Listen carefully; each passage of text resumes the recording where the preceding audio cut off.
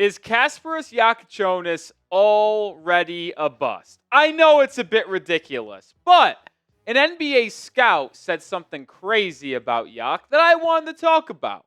I'm Nic Rohloff. This is the Heat Report by Chat Sports, and that is why we're making this video, because I am really high on Kasparas Jakucionis. And we'll go through my thoughts on Yak and what happened this summer after the Heat drafted him in this video. But a veteran NBA scout, while talking with Barry Jackson, who covers this team very well on the Miami Herald, he absolutely killed Jakucionis on how he performed in NBA Summer League. I wanted to share what the scout had to say, give my thoughts and reactions. Well, we are in the middle of August, and, well, there's not much else to talk about here as we're still 2 months away from the season. But before I get into what the scout said about the Heat's 20th overall pick, I want to know your thoughts. Do you think Kasparas Jakucionis is going to be a bust? Type Y for yes, type N for no. Might be hard to be a bust at pick 20, but you get the idea. All right, here is what the NBA scout said on the Heat's rookie from Illinois. NBA people I talked to in Las Vegas were killing him. I didn't have anything nice to say about him. Quickness and shooting were my concerns. Can he beat skilled NBA players off the dribble? He better be able to make his shots. His play was disappointing, but I'm not ready to judge. He's very young at 19. And listen, I understand that Jakucionis' performances during NBA Summer League, whether it is the California Classic or the Vegas Summer League, they were pretty bad. He really only had one really good game, one solid game, and the rest were pretty meh. But we have just seen time after time after time how Summer League struggles or Summer League successes don't mean a damn thing when it comes to their NBA career. I mean, look at these five guys. We're talking about an MVP, a all-NBA level guard, one of the best players to ever play basketball, well, two of them, and Curry and LeBron, all shooting and struggling with their scoring in NBA Summer League. While we see players like Lonzo Ball, I hate that I have to use him as an example, become MVP of the Summer League, yet have an underwhelming NBA career. There are many other examples of players that lit up Summer League and struggled. So, to me, using Summer League as a baseline on if a player will be good or bad in the association is a bit egregious. But, as devil advocates to my own thoughts, it was pretty hard to watch, especially in his first 3 games while playing in the California Classic. I don't really have to add much to the numbers that you see on screen. That's as bad as things get.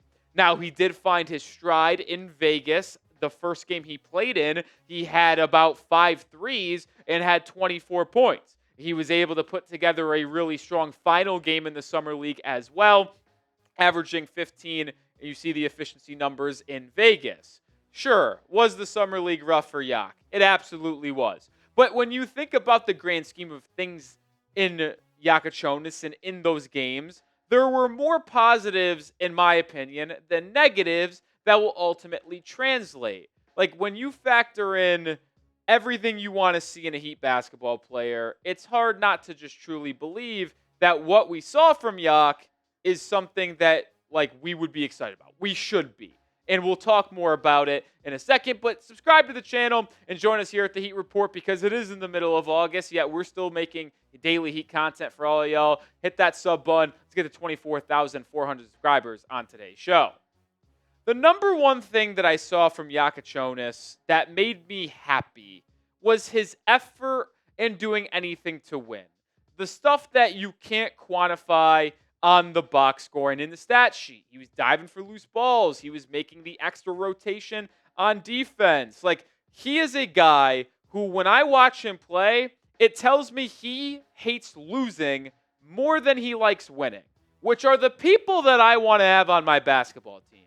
Because, fun fact about yours truly, I'm a bit of a hater. And what I mean by that, I hate to see other people win because I'm not winning.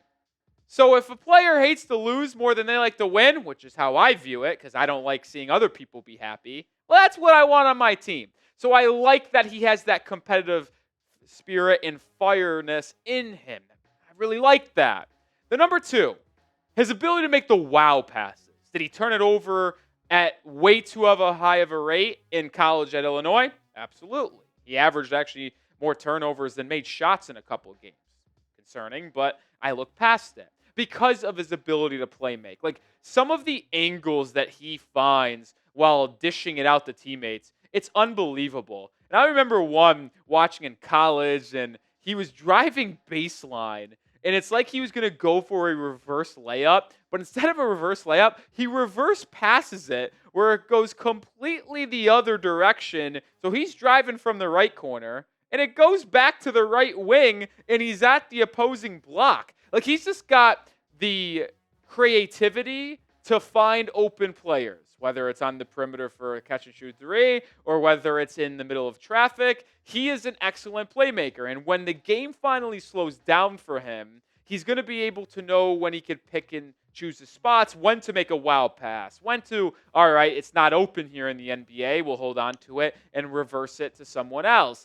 But his playmaking creativity and ability is something Miami has lacked for a while, and something that I really want to see continue with Kasparas Jakucionis. Number 3, his defense was solid, man. Like, when I was scouting Jakucionis, the number one concern I had for him was his ability to defend at the next level. Because there is no denying he is not the most fleet of foot. He is not the most athletic guy. He isn't a under-the-rim type of finisher as well, which is a little bit interesting because he's 6'6". So he's got size, but he doesn't really use it when combining it with his athleticism. So I was concerned if he'd be able to stay in front of guards at the next level. Well, at Summer League, he played excellent defense. He made the right rotations. He stayed in front of his guys for the most part. And his physical nature, which he does like to play with physicality, it just showed on the defensive end. Now, will there be an adjustment period in the regular season? Absolutely. But I like where his defense is at currently right now. And what am I supposed to say about Jakucionis when our head coach, someone that I consider a top 10 without a question coach in the NBA history of the league, as well as I would still argue a top 3 coach in the NBA right now, singing the praise of the rookie? I mean, when Jakucionis was struggling during Summer League, Spoelstra was still very complimentary of the Heat Rook, saying that he thinks the struggles in California Classic was a good teaching point for him. They were encouraged by the mental makeup that he had and what he showed. Look, it was uneven offensively. There's no doubt about it. A lot of turnovers, some mistakes. But all the intangibles, the defense, hustle plays, passing, all of that he was able to do while having some uneven offensive play. Sometimes that can take the confidence away from a player, but he still found a way to impact the game and impact winning. That's what our scouts really liked about him as a young player. They watched him a lot more than we did at Illinois, but it's a lot of those intangibles. I believe in Spo. I believe in our scouting department. Just look at the track record over the last decade. Finding Josh Richardson in the 2nd round. Finding Bam Adebayo at the 14th pick. Tyler Herro at the 13th pick. You see Nikola Jovic at 27. Hawkes, Kalal Ware, Kalal Larson. It just goes on and on and on in terms of them being able to find good players at good value. Has there been a couple misses? Absolutely, there always are. But I am choosing to believe in our scouting department. I am choosing to believe in Erik Spoelstra. And if I'm going to be quite frank, I'm choosing to believe in myself because I had him ranked number 6 on my overall big board in this class and the 3rd point guard behind Dylan Harper and Jeremiah Fears. We're going to round out the show here in a second, but take advantage of this Heat hoodie on sale right now. It's $15 off. These sales don't happen during the regular season. It's the off season for the sales makers as well. Go to chatsports.com/MIA hoodie sale. Links in the description and comments of today's video. Grab yours now before sizes run out of stock. Now, after all the positivity that we've had on Kasparas Jakucionis today, in light of what the NBA scouts said, I do want to make it clear I don't believe this is a perfect prospect. I don't believe this is a player that is going to come in and contribute right away for this Miami Heat team. There are a lot of obvious concerns. One being that athleticism and if he's going to be able to beat players off of the dribble with speed. Now, cover your ears, producer Coop. But there is a player that is top 5 in the NBA right now, Luka Doncic, that does not beat his opponents with his speed. He does it with his handle, his ability to find angles, and the ability to get to the free throw line, as well as hit some step back jumpers. I am not saying that Kasparas Jakucionis is going to be Luka Doncic in the slightest. I am just saying that it is possible to be an elite playmaker, an elite point guard, an elite creator without possessing the elite speed that you see from other point guards like a Ja Morant, like a De'Aaron Fox, like the Anthony Edwards of the world. So, yes, there's concerns, but I will believe that he could find a way to be productive despite them. With that also being said, I do expect Kasparas Jakucionis to get a lot of time in the G League this upcoming season. We saw Larson get time in the G League. We saw Nikola Jovic get time in the G League. We saw Kel'el Ware, I think, play one game in the G League. I could be mistaken on that. It was a long season.